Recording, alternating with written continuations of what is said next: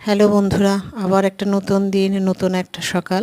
তো আমরা বেরিয়ে পড়লাম লাভার্স পয়েন্টের উদ্দেশ্যে। তা প্রথমে চা, মোমো এসব খেয়ে বেরিয়ে পড়লাম। তা দুটো নদী হচ্ছে, একটা সম্বিত নদী আর একটা হচ্ছে তিস্তা। এই দুটো সংযোগস্থলে নাম হয়েছে লাভার্স পার্ক। এই যে মোটাটা হচ্ছে পুরুষ নদী সম্বিত, আর সরুটা দেখলে ওটা হচ্ছে তিস্তা। তারপর আমরা বেরিয়ে পড়লাম চা বাগান দেখতে দেখতে। এটা হচ্ছে পেশকের চা বাগান, চারিদিকে শুধু সবুজ আর সবুজ। তারপরে আমরা গিয়ে পৌঁছালাম লামহাটা ইকো পার্ক। তা কলকাতার ইকো পার্ক আর দার্জিলিংয়ের ইকো পার্ক অনেকটাই আলাদা, এখানে প্রাকৃতিক সৌন্দর্যে ভরা। ভীষণ ভালো লেগেছে। এই যে মাঝখানে আমি আমার হাজব্যান্ড বসেছিলাম।